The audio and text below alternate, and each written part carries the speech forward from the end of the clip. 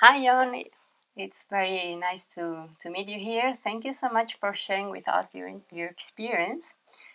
So, can you please introduce yourself and your company, what it does, and how many employees it has, and so on? Sure. My name is John Mundell. I'm a business owner of the Economy of Communion in Indianapolis, Indiana, in the Midwestern part of the United States. Our company, Mundell and Associates, is an earth and environmental consulting company. We help people and companies and states clean up pollution, investigate contamination, and we have between about 16 and 25 employees over the history of our company over the last 29 years. These employees are made up mainly of environmental scientists and engineers and earth scientists, and they tackle some of the most difficult challenges we have on the earth related to contamination, pollution, water resources, and yeah, that's a little bit about who we are. Thank you, John. And could you please share with us how did you become an entrepreneur, an economy of community entrepreneur? How was your vocation? How did you experience that? My wife, Julie, and I had been part of the Focolare movement since we were engaged back in college in the late 70s. And we had lived this lifestyle of the Focolare in our own personal lives and family lives, and had adopted it as our way of living our life, the spiritual lifestyle. And we were introduced to the economy of communion when Kiara Lubick went to Brazil in 1991, and it began. We still remember that first night we heard of what was happening in Brazil and what we would call the bomb that exploded there, the idea of the economy of communion, of making an economy that is just and fair and that helps people in need to become more of who they're supposed to be. And my wife and I, we were very excited about hearing about it. In fact, I remember her saying, uh, "This is so exciting. I wonder who's going to do this." And not thinking initially that it was us who were going to respond to the call. But it took about a year or two before we decided this was something that we were being called to be part of. We had always been socially responsible people. We worked with different kind of activities to help those in need in our own lives. But to see this as a possibility of starting a business where the purpose of the business is really centered on the human person and this idea of helping the world become a more fair and just place. And so that began, that seed grew after a couple of years, and we decided to make the jump. And there's a whole story of our startup of how that happened. It was very interesting and unusual story, but it really it was really difficult because I had a very important high level job in a consulting company I had helped build in the United States, and that so this idea of giving that all away to begin a company of one, or really two, Julie and myself, was a challenge, but it was something we thought, um, we'll do the best we can and see how this works out. And if something goes wrong or it's not meant to be, then we'll hear that voice, that call from God that says, no, this isn't really for you either. But it turned out 29 years later, we are still operating a business and have had many interesting experiences with the economy of communion. Okay, very interesting. And can you please tell us which role has played the economic community entrepreneurs community in your journey until now? Well, the role of other EoC entrepreneurs has been immense. When we first had our first office downtown, we decided to start that office with another economy of communion entrepreneur who was in the same building. His name was John Welch. He passed away a few years ago. And John and I would have lunch together at least 2 or 3 times a week, and we would bring up different issues about how to live this lifestyle of communion in our business. And some days I was very successful and I was very positive and things were going well. And other days they were not going so well. And it would turn out that on the days that I was doing very well, John was not doing well at all. And so we would share these experiences. Um, and really try to encourage each other to live the business life in a different way. And that included, for example, when we would meet with our business lawyers or our bankers, we decided to share our own lawyers and bankers together. So we would meet with them and talk about the challenges of the work and the kind of things they could do to help us become a better company. And so that became the first part. The other thing was we were able together, John and I, in the same office building, to have gatherings with other people in the same building and build these kind of little relationships and gatherings where we would have parties and we'd get to know each other. And so our focus was the atmosphere within our building. It was almost like we were the same company, but we were really two different companies. I was doing environmental work and John was building violins, for example, one of his prime products. So that was at the local level. And then at the national level, we began meeting in the United States with other EoC entrepreneurs a few years after the economy of communion began. And so we would meet on a national level, we would talk about our experiences. We were discovering what the economy of communion was. When Kiara Lubick helped found this, there wasn't a strict roadmap how it would develop. And so it was important for us to get together to share our challenges, our difficulties, our struggles with how to do this and still maintain a strong business, and also our positive experiences where we had impact, where we experienced a new kind of lifestyle that would give life to people in need, that would bring new relationships in to not be focused just on what we could do transactionally with other people, but how we would focus on that human person. And so we did that on a national level. And we had email groups, we had phone calls. They weren't Zoom calls back then. And then at the global level, we had these international economy of communion meetings, perhaps once a year or once every other year, where everyone got together in Rome initially, and then different places after that. And we would see the cultural differences and the challenges uh, of some of the continents, whether it was in Brazil or Africa. Um, and we would get to know other entrepreneurs around the world. And it was such a beautiful relationship because over the years, we've made stronger connections with these other entrepreneurs and shared our joys, our sorrows, and helped build this network that some of our best friends are from around the world. So these relationships have been the key thing in the economy of communion. You can't do this kind of work alone. Communion means there are at least two, right? Or three or four.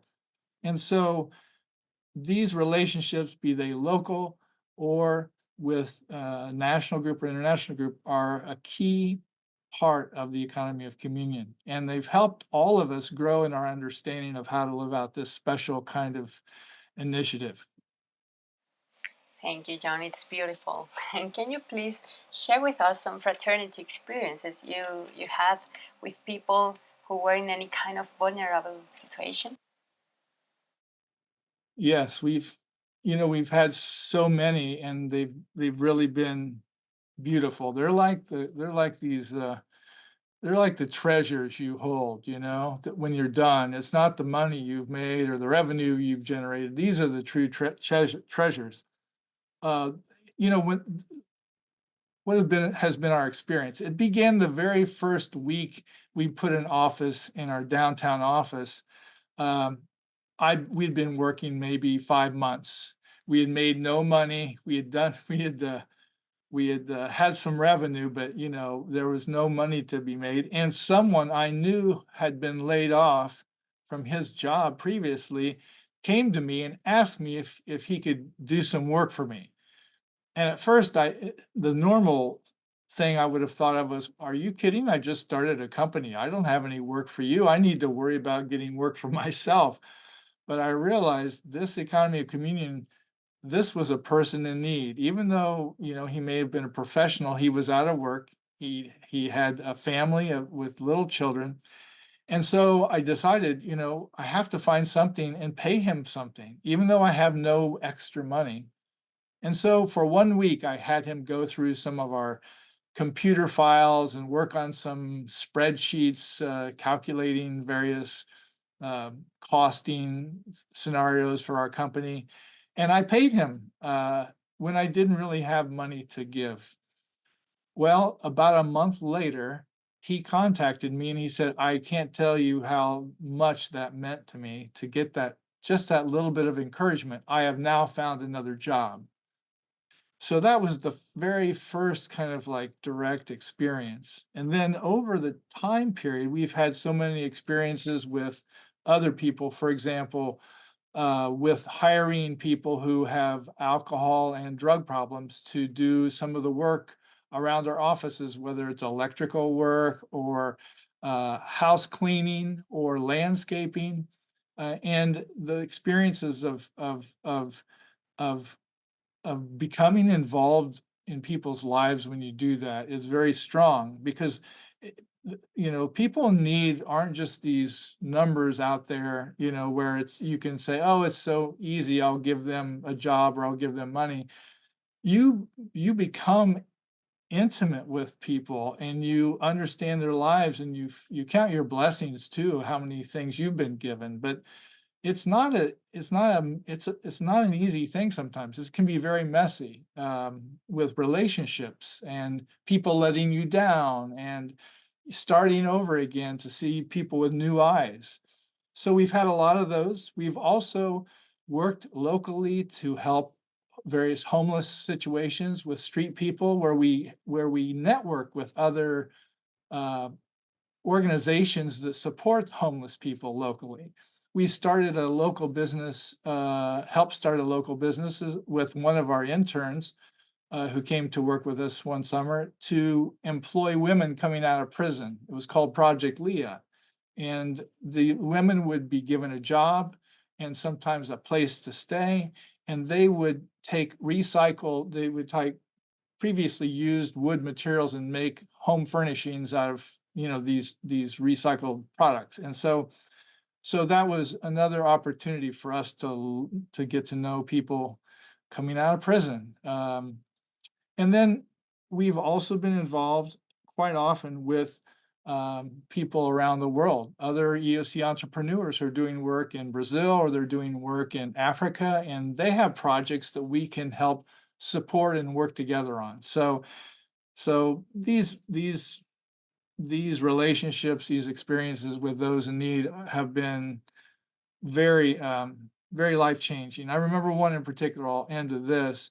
I used to think that these people who would park out on my doorstep downtown at our offices when we were there, they were homeless people. I was trying to give them food occasionally, but it was also kind of a pain because they would have all their stuff in front of our doors. They would go to the bathroom on the sidewalks. There was things that were difficult, and so I realized I needed to get to know them and learn their names, learn their background, their history. And in doing that, I became connected. And even though I couldn't necessarily resolve all their problems, sometimes I could at least treat them humanly. You could offer them a place to sleep outside our office. I would go sometimes and eat at a fast food restaurant with them if they needed to have food. So again, those are sacred times, memories I'll always remember of just trying to be with other people and the value that other people bring to your life. Yeah, that's just a couple of experiences. Thank you, John, so much. And the other dimension of the economy of communion is also the new generation formation, no? So can you please tell us about the internship program that you've developed in your company? How did you come to this idea? How did you, yes, build it? Can you please share with us? Sure. Well, first it came about because of a large meeting in Rome we had in 2001 with Chiara Lubick. And this meeting called many of the entrepreneurs from around the world together for the first time. And I was able to meet some of the entrepreneurs from Brazil, some of the pioneers, who really were with Chiara and the first ideas about the economy of communion. And we developed these really nice relationships at this meeting, and we said at the end of that meeting, it'd be great if we could work together someday, not knowing if it would ever happen. Well, a couple of years later, one of my clients here in the United States had a large office down in Brazil and they needed help, environmental help from us. So I contacted our economy of communion entrepreneurs down there and said, "Hey, can you think you can help us?"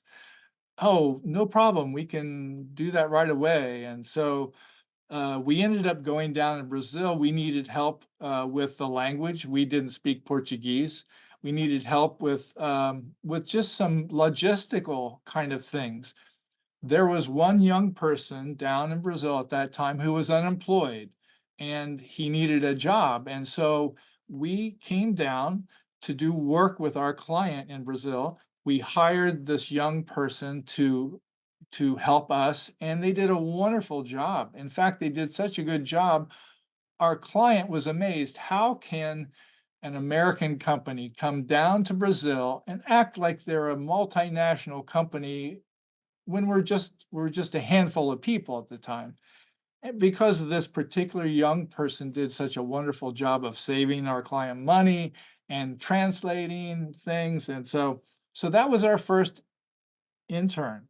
And at that time, we then said with our contacts down in Brazil, we need to start something. This was a great experience. And so the next year, we brought a Brazilian intern, a young engineer, up to the United States to have an experience of working in our company, learning about the economy of communion, learning about the environment, because that's what we do, that work with the environment.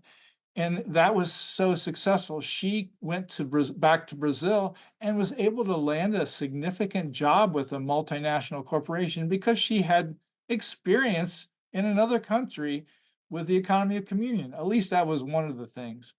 So that began this long history of internships. And so since then, we've had many, every year we've had anywhere from 1 to 4 interns come to our company. To have an experience of from 3 to 6 months. And they've learned about the economy of communion. They've learned about how you might start a business. They've come up with some of their own ideas of how to start their businesses or businesses. And then also this cultural exchange has been very rich. So after 29 years now, well, these started in 2003. We've had more than 80 interns from all over the world come to our company. And again, these have been some of our most cherished relationships. And many of those interns have gone on to stay involved in the economy of communion and start their own businesses and work in different companies. And it's been a very good thing. And we have also sent some of our young people from the United States to different countries. My own son Danny went to Spain and Argentina with the economy of communion, and when he came back, he was able to. He works for Google now. Google seems to like people with lots of global experience. So you never know with these relationships where they'll take us, but they've been very good for us because they also helped us become more of an economy of communion company. When you bring young people into your company, you want to give them an example, right? So it was like, okay, we better do a better job of living this. And they've helped tremendously in many cases. Thank you, John. And what perspective do you have about the relationship between economy of communion and ecology? Well, that's a subject near and dear to my heart because I've been involved not only professionally for the last 40 years with ecology and the environment and the planet, but I've also been doing work in the last few years with the global Catholic Church in working for a more sustainable church through this thing called the Laudato Si Action Platform, which is a digital platform to help various organizations sign up to become more sustainable. There's a close connection between the economy of communion and ecology. Uh, Laudato Si, that famous encyclical letter by Pope Francis that came out in 2015, made a few key points about the earth. One is that we need to do a better job of taking care of it. Two, that we're all interconnected and that we really live in what's called an integral ecology, where it's not just we're saving the planet, but we're also saving everyone. We're creating a planet where everyone flourishes and that everything impacts everything else. And so I think the economy of communion is one of those things when we talk about communion and a just economic system that is sustainable, it automatically ties in with what we're trying to do with helping those in need around the world with the planet. And the planet is one of those in need. We didn't necessarily have that kind of thought at the beginning of the economy of communion 30 some years ago. We were more thinking about people at that time. At least most were. I was thinking about the planet too, because that was the work I did. But over the years, we've become more in tune with the fact that sustainability is a part of the message of the economy of communion, and also the message of various other activities like the economy of Francesco that has just recently come out in the last few years. That's an initiative of Pope Francis to change the world's economy, and that has kind of been born from the work of the economy of communion. So it's all this to say it's very important. We can't have an economy that doesn't somehow impact the planet, and we have to have a planet that is healthy in order to sustain an economy. So for me, the economy of communion's key message has to be one of a just, fair, equitable, sustainable planet where everyone flourishes. And that's our message. I think that's a very strong and attractive message for those who have an interest in the economy of communion. So, dear Jan, another question.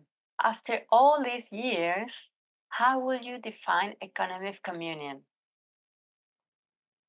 You know, you've just asked the most difficult question there always is when I someone know. asks you, you know, they ask you, what is the economy of communion? And I can tell you the first few years, I really messed that question up all the time because I couldn't express it in a way that made sense to people, you know? And so now what I do is I say, listen, the economy of communion, it isn't just about business, it's a movement. It involves people, students, professors, entrepreneurs, social justice minded people that want to create very concretely a planet that flourishes. The people on it, the plants and animals and the land and the oceans. And they want to have an economy that supports that. And all of us involved do it in different ways. I'm an entrepreneur, so I do it in my business with where I am in the United States, in my local community. It may be an educator or a professor in the United States that likes to teach about the economy or teach about business. It may be a nonprofit person that cares about the poor. We're all part of an economy of communion, and there are many, many thousands and thousands of people who believe like we are. And so the purpose, what is the economy of communion? It's the concrete reality of transforming the world into a place of that is filled with fairness, filled with relationships that that don't see barriers, that don't see differences between cultures. It's really to create this one planet where we're all in it together. We're all interrelated. We're all uh, we're all aware of each other and as brothers and sisters. So I'm not sure that's even a good explanation, but that's my one today. It's not just about business. That sounds very, that's about this much of the economy of communion, a little thing. It's so much more. And it's a lifestyle. It's a lifestyle that we take on even in our families about how we spend what we spend, what we choose to do with our money, who we involve in our lives. So it's much bigger, and it's not, the great thing I love about it is that we have a mix of theory and practicality. We have people who think about it, who publish about it, and we have people like me who try to live it and put it into practice in our daily lives. And we need everyone to make it happen. Thank you, John. And to finish our interview, I would like to ask you, which advice would you give to those who are starting their entrepreneurship experience in economy of communion? This is very good question because I wish I had had more advice when I began, because some of it I began, and my wife Julie, we came to this with our passion, right? But also with some experience. I had already been working for some time, and so some advice I would have is this: for anyone wanting to start a business or thinking about it, number one, try to get the best education you can and learn a lot about the thing you're going to do. If you're going to sell ice cream, become the most knowledgeable person about ice cream. If you're going to sell shoes, become the best shoe person in the world. So know your craft. Take the time to get good at something that you can offer to the rest of the world. Uh, so that's one thing. Second thing is this: get experience. Don't just stop at an education. Find a company that does things that you like to do. For me, it was the environment. And so I went out, and for 15 years, I did environmental work. And it prepared me to become an entrepreneur because I knew that field very well. And your chances of success will be better if you have some experience before you just start a business. Now, the Steve Jobs and Bill Gates and Elon Musk of the world will tell you, no, you don't have to do that. You can just go out and be successful. Well, they're a rare breed that do that. But I would say that having that education experience is a very fundamental part. And then the third thing is, ask yourself just how passionate you are about social justice, because this isn't necessarily the easiest path in the world. It's challenging, it's frustrating, it's sad sometimes, but it's also joyful. But you have to have a kind of resilience when you're an entrepreneur to take care of your people, to take care of others, to keep this passion going. And so you have to check that passion. It can't just be a passion that's not based on something real like education experience, but it's something that has to burn in your soul a little bit. But I can tell you, after the last 40 years, especially the last 29 with the economy of communion, there is nothing that feels more um, tangible and real and meaningful in your life than when you do something every day where you feel like you're making a positive impact for the planet. And that can come from a feeling of certain religious belief. And you may be someone who believes in God and thinks this is part of your plan that God has for you. And maybe someone who just has a passion for the planet and for social justice too. And both of those can exist within the economy of communion.